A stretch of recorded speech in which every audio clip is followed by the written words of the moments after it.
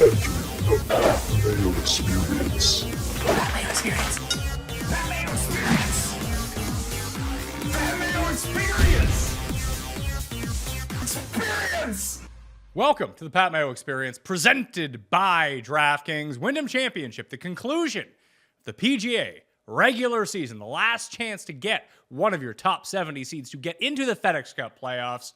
It's the picks, it's the bets, it's the one and done. My show with Tambo canceled this week. Fortunately, Ben Raza stepping up and in, to quote Gabe Morency, for the DraftKings pick show and the final bets this week that will be out on Wednesday morning. And then on Tuesday, on Thursday, we got running back rankings, wide receiver rankings with Chris Meany in studio. Listeners League link not yet available at the moment to me. Once I get it, I will put it in the video version of the show. I might even tweet it out as well, just to make sure that it fills. It might be the last one of the year. Not quite sure on that yet, because the week one pricing has dropped, which means I need to start filling the week one Listeners League, which is also a link I do not have. Smash a like while you're here. Geoff Fienberg on the line. I saw that you had a very nice weekend getaway. Looked beautiful. Yes, very lovely. And you know what? People are like, where is that? Where is that? That's literally like 100 minutes north of the city. So lovely. So I wasn't too far, but I watched very little golf. But it's Monday morning, Pat, and guess what? Still feeding the meter. Got to feed the meter. But just getting roasted. Like Victor winning Memorial and then me having my like ultimate fun week at the Canadian Open. Since then, it's just been, I've been deaf. And we're feeding this meter. And I'm dreading, because I'm getting nothing back from the golf, what I'm going to have to feed that meter with before like week one. If something doesn't pop, for God's sakes. But hey, another touchdown win.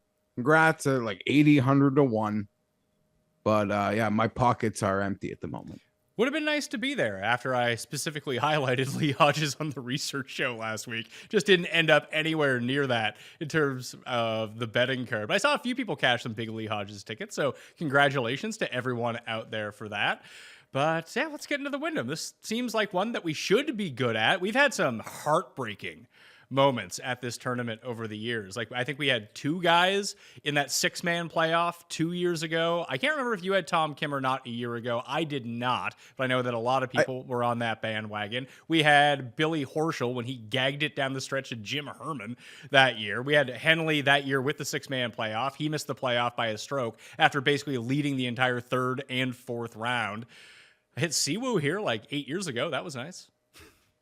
Yeah, my only fun, it's been really ugly memories. I had the good player last year that couldn't beat Tom Kim, Sungjae. Yeah, so that, like, I felt like I was going to, nip the rookie, that one. Nope. I don't know that I was on Adam Scott when he missed a 2-footer here for a win or a 4-footer, but as you all know who watched this, I'm a big fan, so that one stung. And the only real good memory I have of the Wyndham was silly enough when Davis Love won. Clearly I wasn't smart enough, or I don't know any human that saw that. That was like, okay, that let me like totally know Tiger was going to like be totally fine in that version of the Tiger comeback.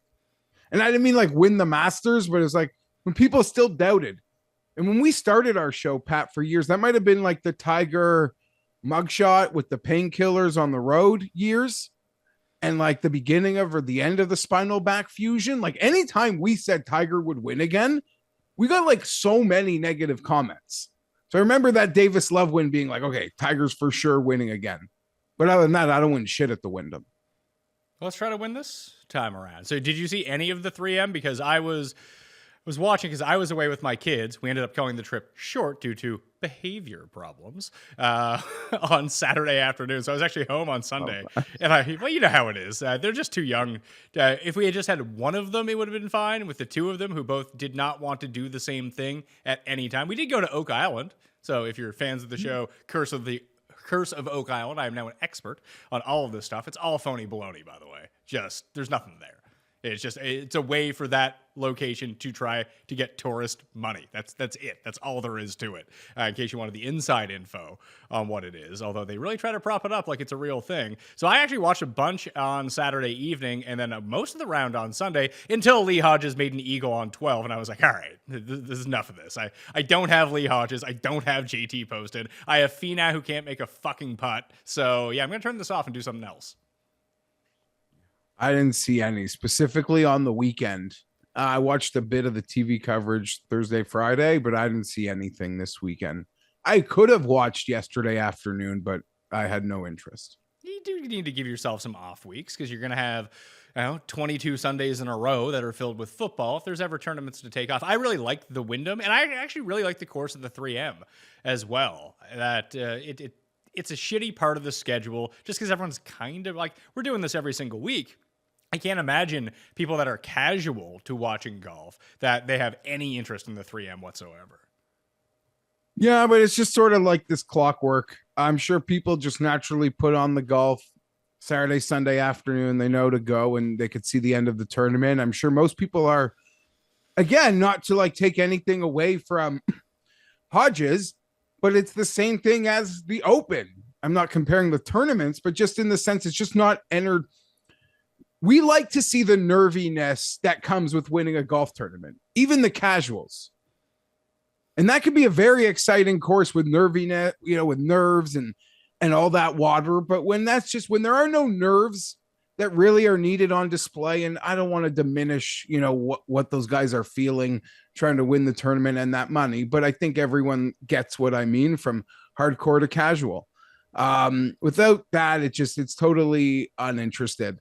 That being said, I was just dead everywhere, Pat, like dead. Like anything I did in golf got murdered last week. Yeah, I should have heeded the advice of Tambo and not played Sam Bennett and just played basically anyone else at his price range on DraftKings who made the cut. Because if I had a player who made the cut in the Sam Bennett spot in my lineup, I would have won the PME Open, which would have been nice. But the 5 of 6 wasn't cutting it. Nice cash back, but not quite the 5K I was looking for on that. I mean, I had Lee Hodges, Finau, Streelman, Higo made a nice little run at the end. It was all setting up really well. And then there's Sam Bennett just to sink the entire thing. That sucks. And not to get kind of off topic, and I could have looked this up.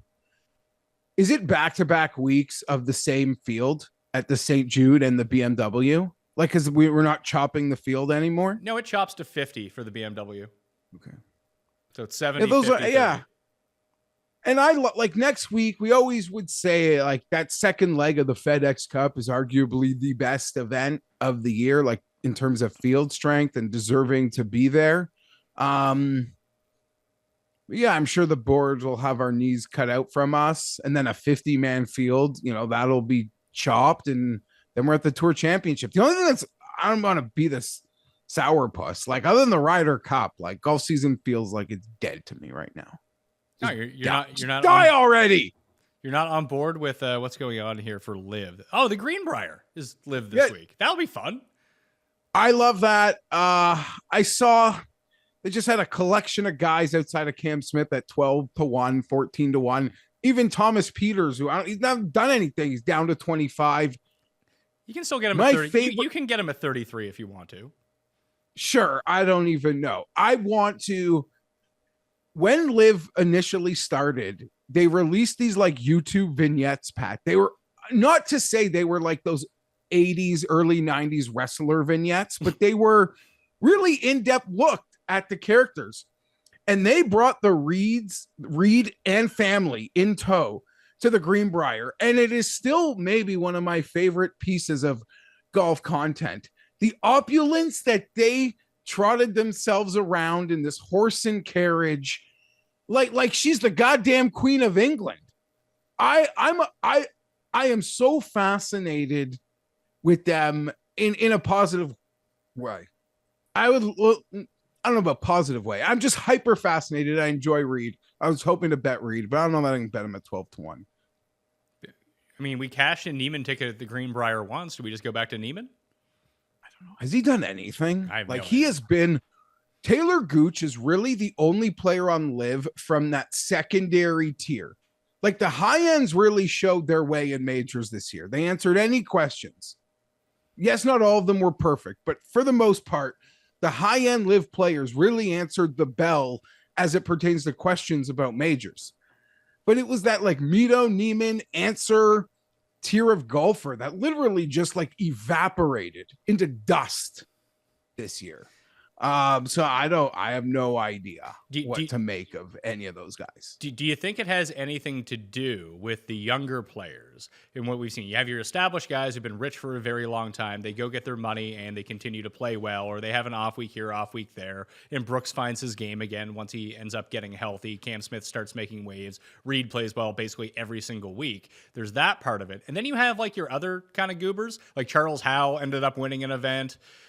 Like Brennan Grace has started to play a little bit better. Stenson won his first events, like veteran players. But the guys that you're all talking about, Mito, Neiman, Answer, the second wave of guys who are all, I have no idea how old Answer is. I'm going to assume he's like 28 or 30 or something like that. But Mito and Neiman specifically, and even Peters to an extent, still somewhat on the younger side that like, hey, we now have like $20 million. This rules. Yeah, they got paid for not in a way that some of those really high-end players were used to getting paychecks that had nothing to do with golfing in the sense.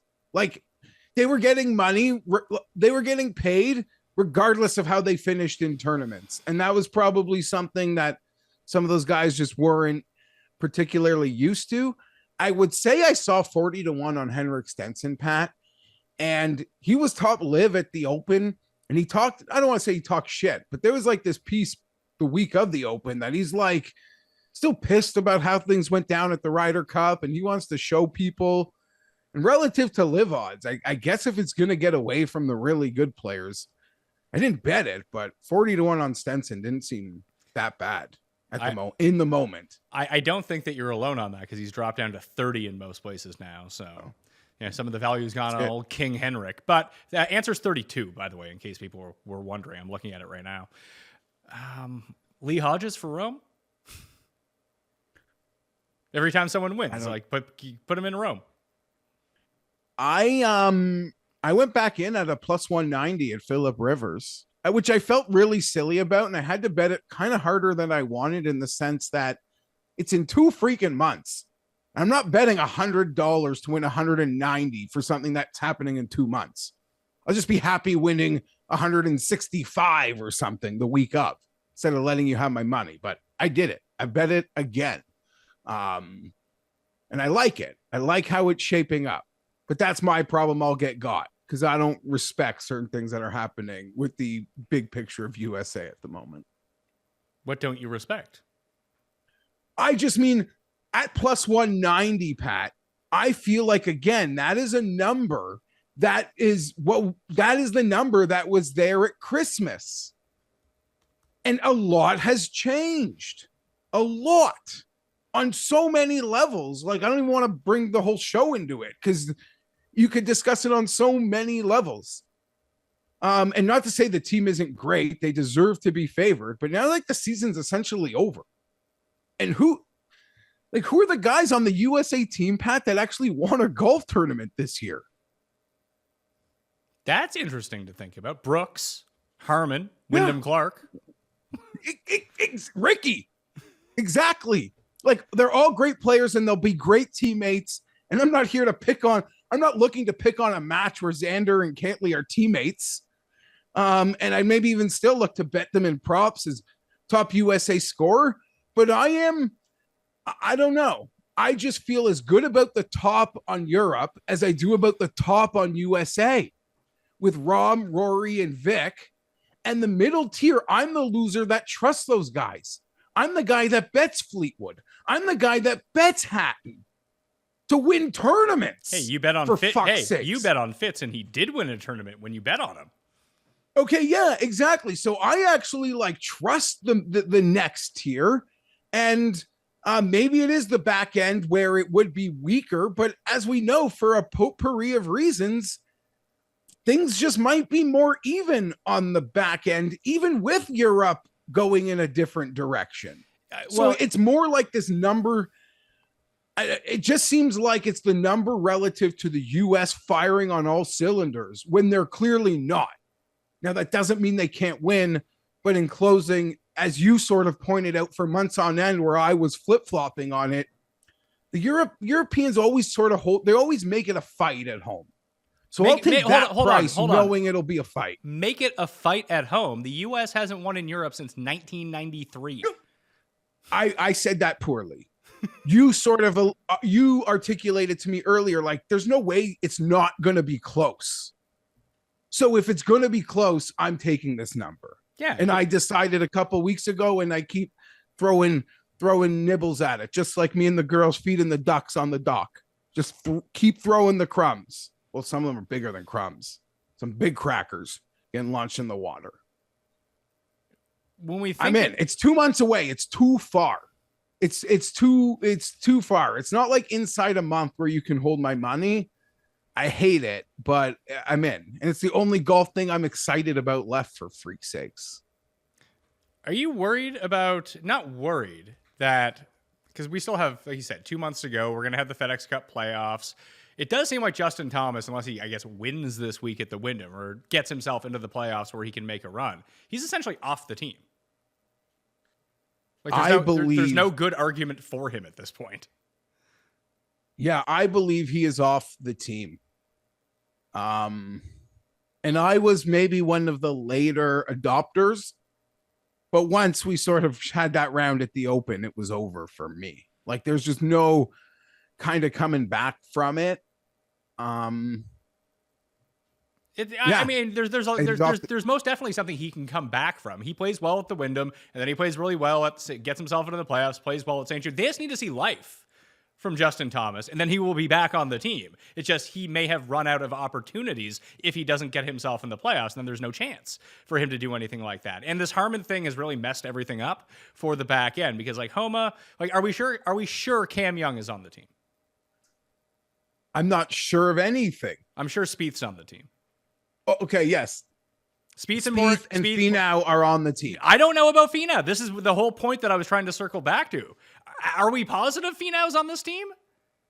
I am. Why? They can't completely overhaul it. He's played good enough. No, he has not played good enough. He hasn't played good enough. He hasn't bottomed out what JT has, but maybe you'd argue he doesn't have the equity that JT would have had in the first place. 5-star locker room, veteran presence, which this team is lacking a bit of in some respects. I think he is there. I would take anything plus money on that. In 2023, so far, he was 7th. He won in Mexico and he won in Houston at the end of last year. So now he has 2 wins in the past 12 months, because we've just finished the 3M where he had won the previous year. So he won those 2 events. But since Phoenix, he has 2 finishes inside the top 20. And they don't have guys to take ahead of him. Well, they do. That's what I'm kind of thinking this time around. Like, you talk about veteran presence. Like, why isn't Keegan one of those guys? I don't think Keegan outduels Finau, but there's still 3 big weeks of golf. Sure. So at this moment, Keegan does not have Finau's spot. He should. Finau would have to dumpster fire in. I mean, Finau is dumpster firing, and Keegan's been playing great for 2 years now. But Finau still gets a finish on paper from yesterday. Sure, he gets a T7. That's great. I mean, Keegan just went out and won an elevated event. So, I mean, the thing is, when you play in the Ryder Cup, Lee Hodges isn't on the other side of you, and you're coming T7. Every time that we get Tony Finau in one of these good fields, he's absolute dog shit. Excellent Ryder Cup player, excellent teammate. I get it. Like, there's a fair argument to be made. I don't think the U.S. can say goodbye to all of these guys. But again, part of my excitement about maybe my Europe bets is I'm certain Finau's on that team, but he is not playing as well as he should be. As a lot of Americans are not playing as well as they should be, period. By the way, they're on that team. Great Ryder Cup player Tony Finau is 3-3 lifetime in the Ryder Cup. I guess he beat Rahm in singles. So I was like, the best. Like when Weir beat Woods in singles at that President's Cup? Yeah, it's Royal Montreal going back. I'm excited. Yeah. Yeah. I don't think they have enough to leave Finau at home. Call me crazy, but Morikawa's done more than Finau? I would say so, yeah. Okay. Like he's got some second place, but Finau's got 2 wins in 12 months. Well, Morikawa's not showing up to the Houston Open and the Mexico Open. Okay, but I'm talking about like Ryder Cup standings. Morikawa's ahead of him in the Ryder Cup standings. Finau's down to 18th in the Ryder Cup standings. What's Morikawa at? 11. Yes, Finau is currently behind Will Zalatoris in the standings. No one is playing as well as they should be. And sure, open it up. Like part of that bet that I keep making is like maybe Keegan is on this team. Like that plays to it. And maybe they are perfect course fits and I'll eat it. But I'm getting the best numbers out there on the side I've decided I want to bet. Because again, some places still have it priced like it's Christmas. And these conversations show it ain't Christmas right now. And it's coming soon. Not soon enough. Fuck, I wish they were playing it next week, Pat. Yeah, that would be really nice. Like, I'm with you on, I like the European side right now, especially at the odds, but we can't pretend that no matter who the back 4 guys that the U.S. takes aren't going to be substantially better than the 4 back guys. Like, we can say, hey, Meronk won at the Italian Open. He's a great courser. He's also fucking Adrian Meronk. I am not, okay, I need to clarify in my excitement. I am not saying that. But I am saying the back 4 is weaker than it's been. Like it's coming in more wobbly. And now we can get to the FedEx Cup and a dude can go full Billy Ho. And I just mean that like it's a dude we like, go full Billy Ho. And we're like, fuck yeah, Morikawa 4. Let's go. Cantley returns and he's like an ace now. Boring as shit, but maybe. So there's still a lot of big golf that can like flip the vibe heading into this thing. But there's not a ton of golf left. And I have continued to plant my flag. Yeah. But hey, it can lose. But here's the best part of when it loses, Pat. Just get lost in like the week 4 L's.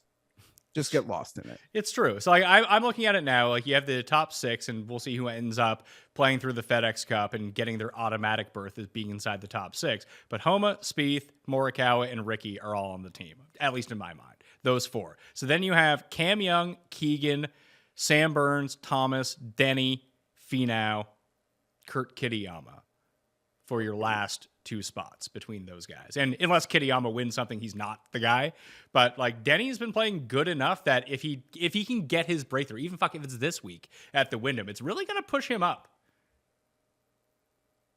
It could very well be this week, and maybe it does push him up. And in some way, as we've joked, that this like weird dynamic that's happened with Team USA Golf with Keegan and Wyndham and now what could be Denny, they'd almost be ideal course fits. But on paper, it would be like a vibe for Europe, I think. I'm also and as you explain, and as you just talked through that, Pat, like, man. And that being said, the back 4 Europe could still produce nothing. And that is very possible. It's true. And I'm starting to get the sense that Aberg is not going to be on this team. Yeah, there's a lot more still to play. I'm happy when I asked for an odd, they only gave me plus 175, which is like, bro, you don't like, I wasn't that crazy. I'll just bet him to win these tournaments at shitty odds. Are you sure that there's that much time for him to play himself on the team? Because he plays this week. Unless he wins, he's not in the FedEx Cup, so he's gone. And then for the European Tour, like, what's coming up for the European Tour? I don't think I did. I don't think I said that he still has time to play his way on to the team. Oh, that's what I thought you were saying.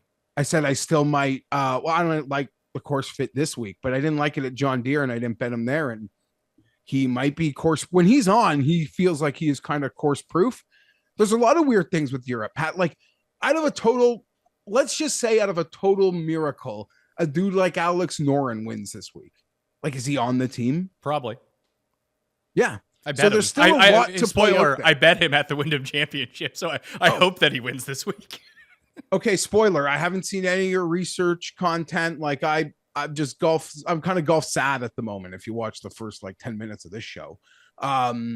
Okay. So that was maybe a bad, oh, sure. No, it's a fair question. I just had no idea. I'm kind of surprised to hear you on Alex Noren. That's why maybe I thought that was a fair comment. The funny thing with Europe though, Pat, is like, they're still not deep enough in the sense that if Justin Thomas was European, there's almost nothing he could do that he wouldn't be on the team. True, he'd be a part of that. I mean, I think that Shane Lowry is a good comp for him. Lowry's having a slightly better year, but Lowry hasn't been great by any means, but he's on the team. Yeah, there would still be no conversation for which he wasn't coming. So that still shows that there is a gap. As much as I've spoken about this thing, there's still like a disparity between the teams. I don't know if Chief Value Hunter here is I think there is time at some of the books that have not adjusted it. They haven't adjusted it. I can still lose on the tie. I don't think that'll ever happen. Aberg will need to go play most of the 4 events on the DP World Tour after this week. There's the ISPS Handa in Northern Ireland, the D&D Real Czech Masters, then the Omega European Masters, which is an awesome fucking tournament in Switzerland if you get a chance to watch that. It is the most beautiful course that they play at, I think, of any tournament all year. It's amazing. And then you have the Irish Open, which is the week before Wentworth. And I believe everything closes. I could be wrong. I think it closes after the Irish. It may close after Wentworth in terms of the standings, but I believe it's the Irish Open is the last one. Are you bringing Finau? I'm not, no. I don't see what he brings to the table right now. Is there like a Corn Ferry Ryder Cup that he can be the captain of? No, I'm just saying if it's, I guess then okay. Giddy up. Like, listen, he goes T2 at, like, all these guys have 2 weeks of a hot streak in the playoffs, and boom, obviously they're elevated above everyone else because we're just going to look at recent form when it comes to a lot of this. But as it stands right now, like, I still think I'd take Justin Thomas over Finau at the moment. Really? Yeah, because at least I can pair him with Spieth or Ricky and, like, have good vibes. I mean, like, if vibes is even part of the conversation, Finau like crushes Thomas in vibes. He did not when you're paired up with his 2 best friends. Whatever. I feel like you have this vision of Finau that he's been really good. He's been really bad. No. I just feel like he's like a staple. Any jabroni they want to bring, he's still more valuable to this team then. If you're going to make that comment, then Justin Thomas gets the same comment. No. Why? Because they both suck. They both suck. So they both suck. So let's not take the 2-time major Justin champion. is like a pouty baby. Finau is actually vibes. That is just sort of my point. Now, from a golf sense, you're equal. In strict golf analytics, you're right. There's probably like 7 guys better than Finau. But we know from the selection process of the year, it's not simply about the golf analytics of it. And that's the point. I don't think Finau has lost his spot, but you made a case that it's on a much thinner line than I probably thought. So I can't deny that. Yeah, like if we're going to take 2 guys who are in shit form, I do think the nod goes to the major champion and the guy with the 6-2 Ryder Cup record over Finau. I personally wouldn't take either of them. I'd take Sam Burns. I love that. I hope they don't bring him. That guy's a killer. I'll bet on Sam Burns and like props for sure, even though I'll be on the European side. I was thinking about betting Sam Burns this week, so I guess we should transition into the Wyndham Championship. And we get to the top. You got Sungjae and Hideki at 16 and 18 to 1, which is just too off what I predicted on the Guess the Line show. So fun times. Burns is 20. Lowry, Henley, Adam Scott are all 22. Siwoo is 25. Aberg is 28. Justin Thomas is 28. Those are all the players sub 30 to 1 at the moment. I've seen Siwoo as high as 32. I've seen a boost of Justin Thomas as a part of an each way of 8 places up to 40 to 1. For me, up here, I think it's just going to be Siwoo. There was no one you really mentioned that I see myself betting, but Siwoo would be my favorite of the really good players here. Henley, I mean, Henley every single year is in the mix in this tournament, but 22-1. This will be the time that, everyone will play him on DraftKings. No one will bet him outright, and he'll just win. But, do you really want to bet Russell Henley? He's also Tim's one and done this week, too, Russell Henley. Oh, okay, good to note. No, I almost see myself at the moment. I like too many guys in that very next tier, I think. At least I have stars beside names in that tier that I'd probably rather. Because I started, I've made some bets. I haven't bet on Siwoo as of yet, but I plan to. I'm just shopping for the best number. But other than that, I think the lowest guy I bet was 75-1. Oh, I haven't really bet anything. I bet a guy at 66-1 though. Who? Alex Smalley. Okay, you're digging the Smalley this week. Yeah, I'm into that. I just had, even when I lost those RIP, those Tom Kim tickets, Smalley was a guy like, okay, no, Smalley is just going to win this week. So I do like Smalley. And in that next range, I don't know, if you believe Adam Scott can never win again, then maybe here. And it does feel like a beautiful place for Denny. It does really feel. I've never bet Denny though. I never bet. I mean, I bet Denny at the Open instead of Herman. That didn't work out too well for my bank account on that one. But then you got Poston, Denny, Keith Mitchell, Cam Davis, Ben Ann, who's put in some good runs at this tournament. Aaron Rye, no matter what stats that you check, Aaron Rye is going to rate out really well in recent form and comp courses coming into the week. Kirk, Dietrich, Taylor Moore, Harris English. I did have some interest in Taylor Moore, who had played really well in his debut at this tournament a year ago. And it's just kind of, since his win, I mean, he had the fourth, the Rocket Mortgage, which is another Donald Ross course. He had a top 5 at this tournament last year, obviously a Donald Ross course. He didn't qualify for the Tour Championship, so he didn't get himself to Eastlake, but he had a nice run through the Players, which is really nice to see, and some of the Florida courses, which are in the same part of the country, very similar type of greens. Those are the courses that I really look at when I think about trying to find corollaries with the Wyndham. The main one, really, if you're just talking about winners, is Sawgrass, because so many guys have won Sawgrass, have actually won at the Wyndham Championship. But Heritage is the other one, which means to a lesser extent, RSM and Colonial would be the places that you'd want to look at too. Yeah. Like you said, Adam Scott, Siwoo Kim. As for Taylor Moore, he's been so hit and miss, I feel. Or there's been a lot of ugly, but his ceiling golf I like almost better than any of those guys that we mentioned. But I don't know that you bet 55-1. I would rather bet, Taylor Moore is 50-1 right now at DraftKings Sportsbook. That's been bet down a lot. If it's Taylor Moore versus, I don't know, I mean, Poston's on a great run right now. And has he won this tournament? Did he win this tournament? He won this tournament, right? No, he won John Deere. Yeah. And he's had some nice runs here and at Heritage in the past. Between all these guys, it's probably Ben Ann and Taylor Moore for me. If I was going to go that direction, I just don't think I am. I think I'd rather go.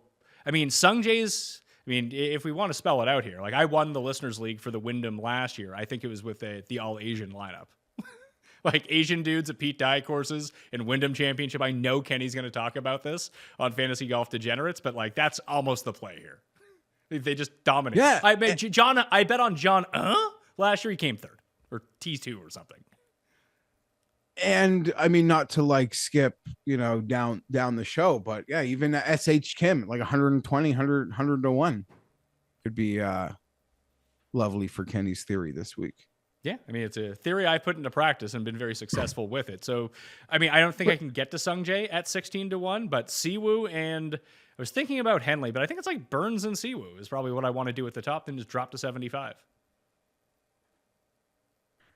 Yeah, there are a lot of guys in this. That's the thing. There are guys in these 30s that feel perfect for the moment. But you also, in some ways, with Denny, JT is probably might be a smarter play than Denny. I've never bet Denny. Am I trying to get Justin Thomas or JT Poston? Sorry, wow. I meant Poston. That's sort of where we are. And you said I had to check it, Pat. JT for sure won here. Poston. He won here? Yeah. 2019. Paul. Yeah, that was what I was putting my hand up for. 2019, JT Poston won the Wyndham Championship. He won John Deere last year, right? That would take another Google when search. everyone bet him, Yeah. but us. Yeah, everyone bet him but us. Yeah, and he has, let's see, a third at the Heritage, as well as sixth at the Heritage and eighth at the Heritage. So, just to draw the line between those courses. And I used to always bet him like top 20 at the Players' Championship, and he would come 22nd every single year. So there's that too. And he's playing immaculate golf right now. Like, he's probably the hottest player coming into the field. He has a second, 41st at the Open, 6th at the Scottish Open, 6th at the John Deere. Those are his past 4 Like, starts. you always make the joke about Denny doesn't win. Now you have the guy that's essentially, they're very similar in what would be asked and where they can have success. And one guy's truly playing great and has won here before and has won twice on tour. Although I wouldn't be surprised. I would, maybe I bet both of them. I'm not sure, but I like, they both feel real right for this moment, and they'll be popular. I'm certain of it. I would tend to agree. I don't know how popular they're going to be. Denny, I can see very popular because 35 has been actually deeper than his numbers have been in this sort of event all season long. A 35 next to Poston is a bit, I mean, he deserves to be 35-1 based on the odds of everyone else that's around him right now, but it's a far cry from being like, 70-1 on Poston, 60-1 on Poston, 35. Like, don't know about that. Yeah, and I could be wrong because I foolishly didn't really have him on my radar last week, but I assume he was in that 50 to 60 window. So yeah, it gets. I mean, I always joke in golf. Like, there's almost nothing more frustrating golf than when you bet outright. You don't really play the placings. A guy plays fantastic. You don't cash anything. You lose. You don't win anything, but you lose the number. It's like, damn it. Here we are. But on that note of a number looking good, I had a chuckle at seeing like Shane Lowry. Some places pat as high as 33. And I swear, to win the Open Championship last week, there were a couple weeks ago, he caught steam to under 40-1. Now, I think this course won't neutralize golfers in the way Lowry probably needs golfers neutralized for him to compete, or the putts factor. But from a straight correlation of what was asked to win a major a couple weeks ago relative to everyone else near the top here, like Hideki, Sungjae, Sam Burns all had enormous odds to win 2 weeks ago. Shane Lowry is essentially close to what the ask was. I found that fascinating, but still, I will not be betting him. Okay. Let's see, Poston, Denny, by my rankings, short term. I mean, well, I guess we'll get to him. Smalley is number 2 in those rankings. So maybe I'll go Siwoo for sure. And then it's either going to be Burns or I guess JT Poston is where I'm going to end up. Interesting stuff. Not what I expected. And by the way, Poston was 55-1 at Open at 3M last week at DraftKings Sportsbook. And I will not, although tempted, Pat, and I'm sure the models will tempt. I tried it once with Steven Yager in Detroit. Seems like a lovely player, but he's not a guy I'm going to bet to win golf tournaments. And at 35-1. Yeah, under this number. You could pay the piper. Not for me. Cam Davis will be tempting, but again, it feels like his strength can't really show up here. See, So I disagree. Think about the places where Cam Davis has had the best runs of his career. Donald Ross courses in Detroit, the Heritage, and the Players. So then how do I not bet this like the enhanced 45? I mean, it's pretty. That seems like that might be the fairest bet on the board.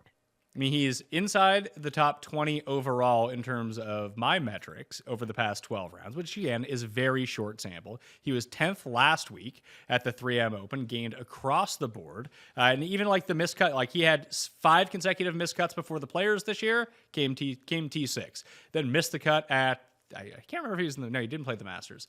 In the match play in Valero, he wasn't very good. Then boom, T7 at the Heritage in a super field. So like Pete Dye course, like this is a faux Pete Dye course. Like everyone who plays well at Pete Dye courses plays well at the Wyndham. Yeah, I mean, this seems like and I didn't bet him last week. I almost did. He might have maybe the first guy off that I really liked that I didn't bet. Not that it mattered. Surrounded by losers anyway. I could see myself in this could be for me. After you explain it's such a great fit, I don't know. This one could be for me. So Cam Davis at what's the best you see on him? Yeah, Win only would be 45. Yeah, 45 is the best I see on him as well. So maybe Cam Davis, who's not quite in the same form as Poston, who has won this event before. Although you don't see a lot of repeat champions at Sedgefield. I think in the modern era, Pat, I feel like once you hit a certain level, you almost stop playing Sedgefield. Like I made that Tom Kim wager, not to be the last time we speak of it because it's dead. Yeah, that's another thing. So I'm going to start my week. Did you get your money back, or did they just? I don't have a clue. I'm assuming it's gone, but yes, to my Wyndham Championship card, I'm essentially already out like $95. Like it's negative 95 in the hole. So that's where we start this sucker. But I feel like you win the Wyndham. Like once you get to a level of player, you're not playing the week before the FedEx Cup. At least you shouldn't be. Yeah, unless you need to get yourself. And I suppose we should talk about that a little bit, because when I did the FedEx Cup run through on the research show, obviously the 3M Open wasn't concluded as of yet. So obviously the standings had not been updated. They were projected for real time, but at that point, Bo Hossler was like T2 or something like that. So he didn't quite get the bump that we were thinking about. So here are the guys on the outside. Well, here's the top 5 who are in right now. Norman, Spawn, Ben Griffin, Cam Davis, and Eckroat are 65 to 70. Ben Taylor, Higo, KH Lee, Lingmirth, David Thomas, Lowry, Justin Suh, SH Kim, Justin Thomas, Matt Wallace, Adam Scott, Joel Damon, Willett, Streelman, Dylon, Ariel, Bramlett, Callum Tarrant, Zach Blair, Michael Kin, Bob Shelton, Nasty Nate Lashley, Will Gordon, Lipsky, Woodland, Shez Reevy, and Batia are all guys that need to play themselves into that top 70. So they need a top 5 should be good now. I don't even think a top 5. Like a top 3 is good enough to get most of those guys in. Now, Higo is like 10 points out. So if he comes like 17th, he should be fine. Yeah, as you were reading that off, I was sort of wondering, like the players around that Adam Scott name on the list, like what would they need? Adam Scott is currently 80 points out of the playoffs. Very doable. Very much so, very doable, but he still needs a good finish. Do we like this, the 70-man start? Yes, I do. Because I think it makes 3M. I think it's a benefit to the 3M and the Wyndham Championship. Agreed. Yeah, and we always have good players like skipping the first one anyway. I don't mind it at all. I mean, in my head, I'm now thinking about the 70-man field like when we have live players. And that'll, I guess, maybe guys will play more golf. Or I don't know, they'll feel up against it, certainly. So you get 80 FedEx Cup points for a 9th place finish this week. Adam Scott. Maybe. So guys are really screwed. Like guys need like a top, as you said, a top 3 that are. Yeah. Like a 3rd place will get you 190 FedEx Cup points. So that basically guarantees that you're in. On the research show, I went back and looked because Matthew Neesmith is like 74 or 64th in the standings. Like, how the fuck is that possible? And then I saw his run through like the Sanderson Farms through the Zozo. He was like top 10 4 weeks in a row. It's like, that's good enough to get you in. And is there a week off after Chicago in the Tour Championship? I don't believe so. I think it's straight through. And when we spoke last week about the schedule for the fall, I did see something on the weekend that they're going to release the fall schedule, which I just assumed was already in place because the website was showing it on pgatour.com, but it might not be set in stone. But yeah, there's no week off. Yeah, they've been sort of all over the map with that schedule. And even in that memo they sent to the players, they said they would have had it out by now. Additionally, you know the BMW Championships back at Olympia Fields this year? That's awesome. They should play it there every year. I saw that. That's good. I think a lot of our friends in the community from the Midwest are excited to head out for that one. I just like that'll be a 50-man field. That'll be a 50-man super field. Listen, when you go the whole year. And I like the no WGCs. We went on our no cut rants, when that whole thing was a thing. But I don't mind it in this like format at the very end of the season. Like a 50-man super field at Olympia Field sounds fantastic. I just don't want like that happening at places like Riviera and Bay Hill and those other events that are sort of earmarked for potentially getting that treatment. I'm not in for that. Yeah, it does seem like Tiger's pretty firmly against it, and anything that Tiger is firmly against, the PGA Tour is probably just going to say, okay, Tiger, it's all good. Will you show up and like shake someone's hand? Okay, then you can have as many players in the field as you want. Yeah.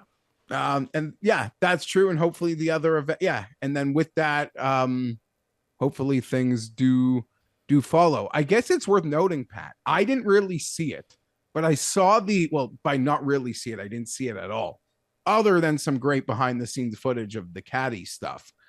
You probably have no idea what I'm talking about, but kudos to a certain company that I don't want to say the name.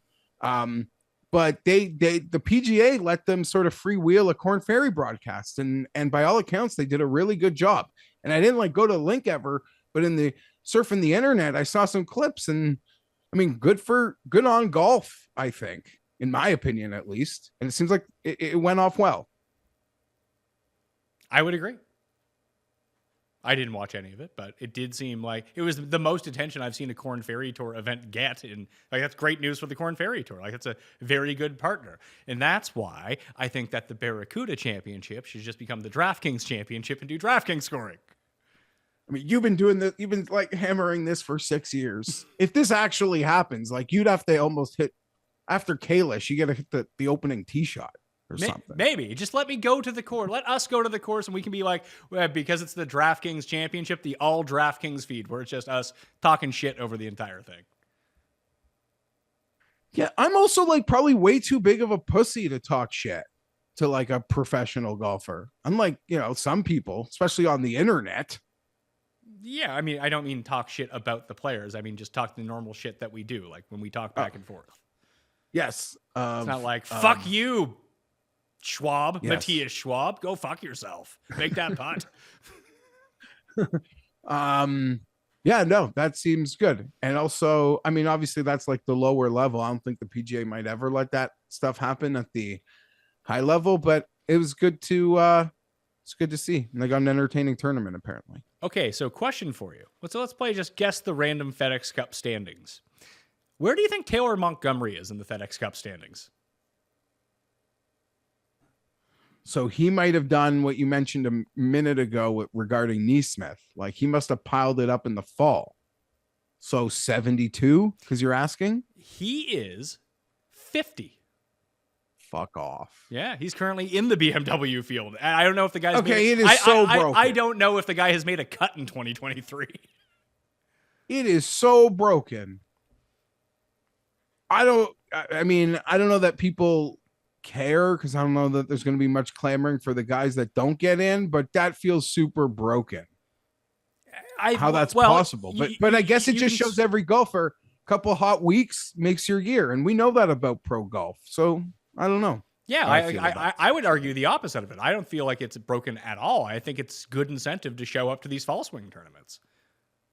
Yeah, no, as I've sort of talked myself through it, I also think, it keeps everyone on their ball. Like just a couple good weeks is all you really need to make your whole season kind of feel like it was worthwhile. And you are right. Those events that happen during football, we've seen guys ride those. You ride those all the way to East Lake. We've been seeing that for years. So kudos if you can pull it off. There's a couple other guys that are up here, and I'm just trying to like reverse engineer in my mind. It's like, how the hell are they this high up in the standings? Like, for example, Harris English, who I thought was like hurt for half the year, but I guess that was last year. Harris English is 43rd in the standings. Brendan Todd is 42nd. Andrew Putnam is 46th.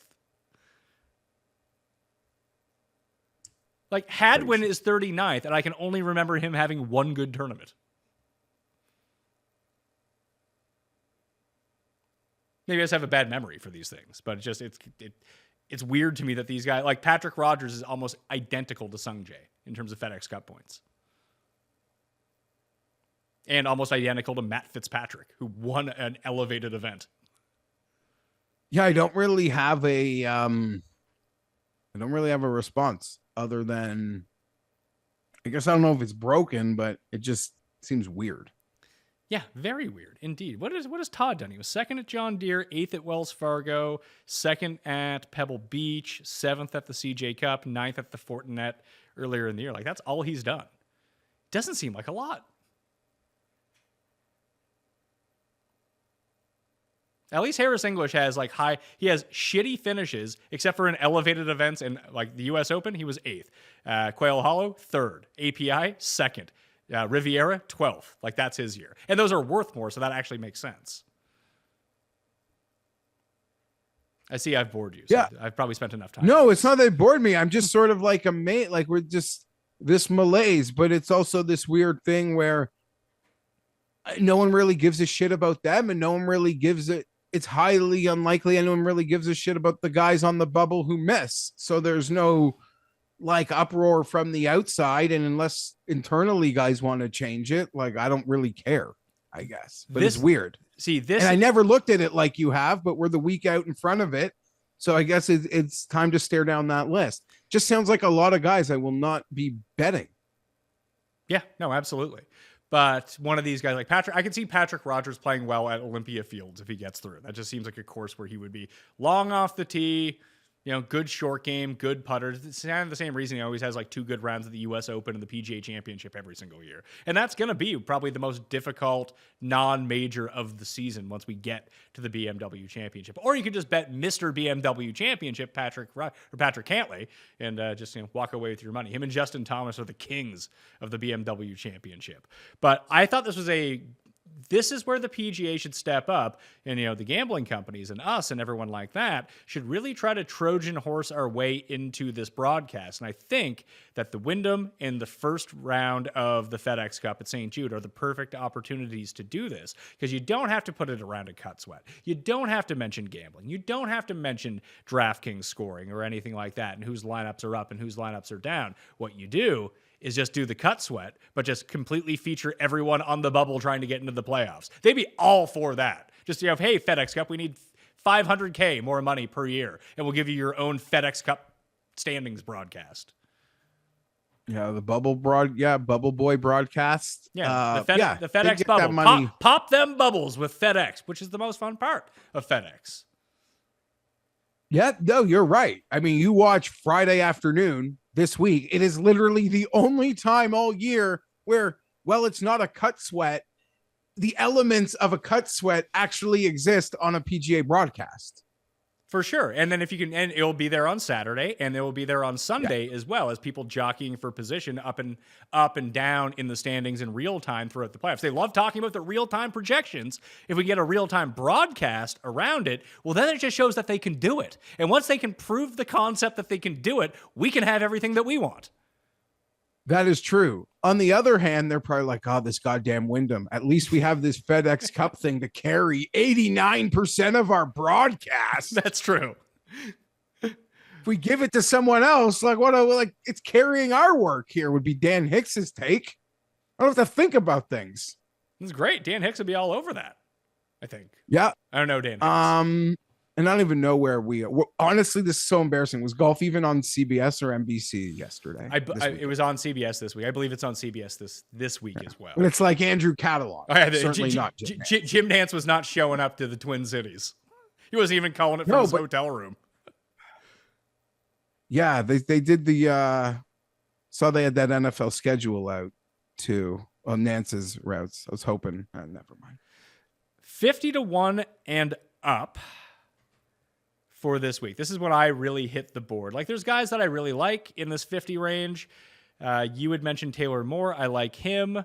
No, you mentioned him. I mentioned Alex Smalley. Oh, yeah, Alex Smalley you like, and he popped up really highly up in my numbers. We talked about Billy Horschel pre-show. He's at 60-1. I'm assuming there's bigger numbers than that. I saw him pop up. Him and Snedeker were just randomly on the leaderboard and on TV when I was watching it. And Billy was sticking everything, and he just missed every single putt on Saturday and Sunday. It was not even close. Eric Cole is someone that I like a lot. Hadwin is apparently amazing, one of the top 30 players on the PGA Tour, despite me not recalling him doing anything, is 55 to 1. They're all in that range. You have Kuchar at 65 to 1. Hubbard is 70 to 1. I think they're all very interesting. Brandon Wu is another one at 75 to 1. Probably just play him on DraftKings. Shank is 75 to 1. Hardy had a nice little run last week. He's won the team event already this year. He's at 80 to 1. Mac Hughes actually showed up a little bit as well at 90 to 1. Lucas Glover, I was all about him the last 2 weeks, and now I feel like I don't want anything to do with him, but that's probably stupid. He rates out number 1 in my short-term modeling still, even though the putter has gone backwards on him. He's 90 to 1. He missed the cut last week. The ball striking was still fine for him, just like it was fine for Taylor Pendrith. And that's actually where I started my card again. So, I bet him at 75 to 1 for Taylor Pendrith. Now his odds are down from last week. This is a weaker field, and he's played well at the Players. He played well at this tournament last year. He's played really well at the Rocket Mortgage, another Donald Ross course, and I'll continue to ride the strong driving and the better approach play and just hope that he doesn't just gag it on the greens again. I mean, I'm always down for some Pendrith. I was intrigued by your Cole mention because he does feel like a sort of a poor man's Denny in the market, right? Yeah. Like double the price, but it's the same shtick. 100%. So that kind of had my attention. Had a star out there. And hold on a second. You didn't even mention Norin. Because I didn't get to the guys. I started with I didn't mention any of the guys that I bet, just guys that I can see making a case for. Sorry. So you haven't bet Pendrith? No, I did. Pendrith was the first guy that I bet, and he was at 75 to 1. Okay, sorry. We were just dancing around the guys on your... Okay, sorry. Yeah, but like you had mentioned, there's a lot of guys. Like I could throw out the 5 that I bet in this range and put in a new 5, and that's all the same to me.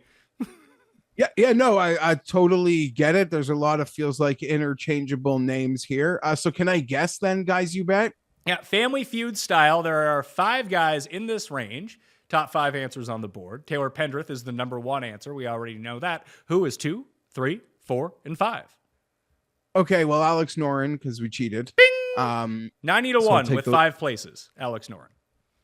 Okay, don't mind that. And I guess there's a little angle there. I mean, not that I don't think that's the reason you bet him, but like we said off the top, he might actually make the Ryder Cup team. That was able to pull that off. I can assure you that had no bearing on why I bet Alex Noren. I just think he's sneakily playing a little bit better. He was just top 10. I mean, we've seen him contend for a Players' Championship in the past, albeit a while ago. But still, it's nice to have that in your back pocket. But since the U.S. Open, he was top 10 at the Rocket Mortgage. He was top 25 at the Open. He was top 15 last week. And he's putting lights out again. And the approach play is back. He just needs to drive it a little bit better. But this course doesn't favor accuracy over distance, but it is an equalizer course because of the length of this course. That you don't need to be super long off the tee. You just need to hit some fairways. Okay. So I guess I'm just gonna at least mention some Mayo staples to score some easy points here. Oh, you might be pleasantly unsurprised by this. Okay, well, in the end, then I still have to just say their names, like Doug Gim or Higo felt. No, okay. I was on them last week, and they both had pretty good weeks. But no, I am not on them this week. Okay, so I thought maybe Justin Suh. Yes, 80 to 1. Ding. Okay, nailed it. Yeah. A smart guy would have said that name first. Once you said, no, don't go to my staple. Are you riding this Kevin Yu train at 100 or we said we're stopping in front of 100? I don't have anyone at 100. So Kevin Yu, I did get a good look at, but no. Got 2 guys left. Ben Griffin. He's still on my short list of guys I still might bet on, but no, he is not currently someone I have money on at the moment. Now I feel like I'm not doing very well. Well, there's a lot of names here, and a lot of them kind of stick out, don't they? Yes, they do. Nick Hardy. Nick Hardy is not one of them, but there is someone else at 80 to 1 that I bet. I guess depending on where you're looking. So there's 180 to 1, 190 to 1. Spence. No, I'm going to take that back. Now I feel like I've gone real shit at this, but 90 to 1, you're not going there. For who? Eckroat. It's not Eckroat. Svensson was actually the answer. No. Okay. Svensson at 80 to 1, and then I had to bet some young guns because, this is a breakthrough spot. So I bet Kevin Streelman. Okay. Yeah, it does feel like a love. See, this course is essentially like having a home run derby, moving in the fences 100. feet, and then some second baseman's just gonna like hit as many as the bomber, but they're just plopping over the fence. Like numbers count the same. For sure. Like when I broke down the average shot distribution, I mentioned all those courses. But if we think about Pete Dye corollaries a little bit, like the Travelers, it's not as many wedges as the Travelers, but it's still the same type of you don't need to be a bomber course. Obviously, Streelman got really hot there one year. I think he ended with 8 consecutive birdies or 7 consecutive birdies and won it. Valspar is more in this region of same approach distance for him. He was just second. He was second last week, man. He dominated tee to green, gained 9 strokes tee to green, gained almost 3 on the greens. He's hit or miss. This we know. That he can miss the cut just as easily as he can get in contention, but he's someone that just kind of circles the drains a little bit. Like he's won twice on the PGA Tour. That's always nice to see. Let's see. 2 years ago, he was 7th at this tournament. He's been 6th. He's been 18th. Like he doesn't have a great history at the Wyndham Championship, but I do feel like he's someone you want to catch in form at the moment, and it seems like he's turned the corner on being in form. Like it. That was a pretty decent sell. And you mentioned that Ben Griffin is on your list though as well, right? Yeah, I really like his odds. Yeah. I don't listen, Eric Cole's having the better year than Ben Griffin, but I mean Ben Griffin was 4th this tournament last year. That was like his big break onto the scene. It's pretty much like a betting card. Well, no, because you got some nice guys you're thinking about Penrith, but it's really my betting card could just be like a handful of poor man Denny McCarthy's. Yeah, and when you go look at, listen, I think we think about Ben Griffin's year and think that it's better than it's been because it hasn't at all. But when you see where he's done his best work, like he made the cut at Colonial, he made the cut at Heritage, he made the cut at the Players, he made the cut at Valspar, he made the cut at Honda, he made the cut at Sony, and he made the cut at RSM.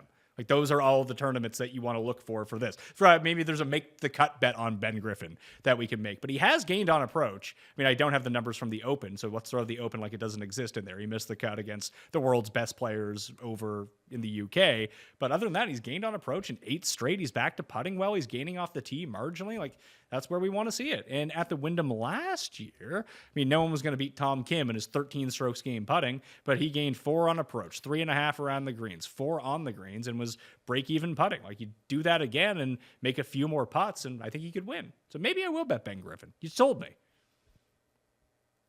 I didn't sell myself. Okay. And other than that, from like the bombs, I bet Crazy Carl 200-1 with 10 places, and fuck it, Zach Blair 300-1, 10 places. Guy's in good form. Shouldn't be 300-1. He should be like 100-1. Yeah, and listen, I mean, talk about poor man's setup. This is an optimal Zach Blair setup. Yes. Optimal Zach Blair setup. Yeah, there's some real ugly names when you go down this board. So I would agree that of the names I'm looking at 300-1, Zach Blair definitely has what almost feels like exponentially more life at this moment than any of them. Going to a place like this, my bomb for me, I mentioned kind of at the top, trying to piggyback the South Korean vibes, but SH Kim would be a guy that I feel like, I don't know, always sort of is popping up. One of the few things I've gotten right in some of these shitty events this season has been SH Kim. You know, SH Kim has 1 top 20 finish this year. Yeah, it doesn't sort of feel like that because he has these like spike moments. Yeah. And maybe I am just sort of looking at how he's been effective for me in DraftKings or other ways, but I expect to have no money left by the time we get to these bombs. I suppose. And on that note, Pat, what an we did. Obviously, I guess it would have been Bay Hill, and that was so long ago. But Bay Hill was literally the first place where we got, I feel like, a long shot winner in Kitayama, and the amount of essentially underdog long shot winners that we got this year is like blows me away. And obviously it's part of the reason the season maybe hasn't been so good for me. Even if the winners were coming in my range, I probably would have missed them, but just wow. Like I never saw that coming. I really didn't. And to speak of it, the amount of like high-end players with 0 wins this year. And we know winning is hard, but the consortium of names to go winless, like mind-boggling. Mind-boggling. Oh, I don't like this. The odds just shifted on me to 38-1 for Cameron Davis. Can I still get this one? Cameron Davis 45-1. Yeah, there we go. Easy stuff. So let's get to the quick picks and the one and dones for the final event of the PGA regular season. I just bet on Siwoo at 35-1. I just bet on Cam Davis at 45-1 to go along with Pendrith at 75, Svensson at 80, Suh at 80, Ben Griffin at 80, Noren and Streelman both at 90 with 5 places, and then Crazy Carl Wan, 200-1, Zach Blair, 300-1 with 10 places. And if I haven't used him, I'm using C as my one and done for the week. But I will check to see if I've used him or not. I haven't. Man, I really shouldn't have burned Brian Harmon at the Sony Open. Should have saved him for the Open Championship. Hey, you had a vibe. This could be big year ahead for Harmon. The bet that I have made is Alex Smalley. The bets that I'm looking around, like I will be in those 30s. And Scott, Poston, McCarthy, I don't know. I like them all, but I probably can't afford them all because I haven't been hitting anything. And as I sort of talked myself to Cam Davis 45 being the safest or what seemed like the fairest bet here, you're saying they're disappearing. So now I've got to probably run to catch the one that's left. You can go to a canine site.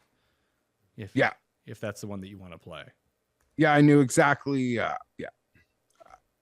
saw where it moved, and then I heard you say it was still there. So the other one. You know the order of books that I look at? Well, I watched the other one move, and I saw the 45 was available at that other one. So I'm like, okay, that's where it's, and that's probably better for me because I actually have a few crumbs in that account. Me too, from the Open Championship, because who was the absolute goober who finished top 40 for me? Someone. I had a big bet on it. It was like the only bet that I hit. I think it was Ben Ann, top 40 or something. He's 40-1 this week. I know, I like him, but that's going to be a DraftKings play.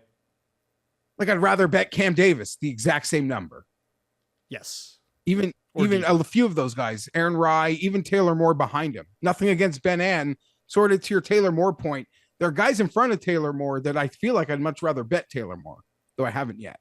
Yeah, I think I would too. I think I'll trust Cam Davis there. We kind of did that. Now watch Russell Henley win after we didn't go for it. So I'm using Siwoo. Cuss is using Henley as his one and done. You're using Smalley? Sure. Yeah. That way Why not? That way I don't have to go look because I'm almost certain you have not used him. I hope not. Although maybe John Deere, I bet him and... Oh, shit. Whatever. No, you used Aberg at John Deere, I think. No, that was Tim. Was it? I didn't even touch Aberg at John Deere. If I can't have Smalley, give me... I'm going to take someone shitty. Give me Poston. Well, let me go. I have not used it. You have not used Poston? Let's see. I can just Just give me... Okay. So. Who do you want? I'll take Smalley because that was my first instinct, and I'm drawing dead anyway. Well, I don't know. If Aaron is listening, can you please update the one and done standings? We're 6 weeks behind. I'd like to know where I'm sitting going into the finals because I'm not that far behind Cust. And you said Cust was using Henley? Yeah, Cust is using Henley. You used Hadwin at the John Deere, so you have Poston and you have. I'll take Smalley. Okay, so Smalley is your one and done. Yeah. All right, that will do it on the Pat Mayo Experience. We got football Tuesday, football on Thursday, and Ben Raza on Wednesday for all the final information on the Wyndham Championship. So please smash the like and check back for the Listeners League in the video version because I still don't know. I just got a few new emails here, Jeff. Do I have it? I don't have it. Once I get the link, I will put it in there and I'll tweet it out. And of course, I'll involve it in the newsletter, completely free to sub to down in the description. We're going to have some awesome football stuff coming out too in that regard. So thank you all for watching. I'm Pat Mayo.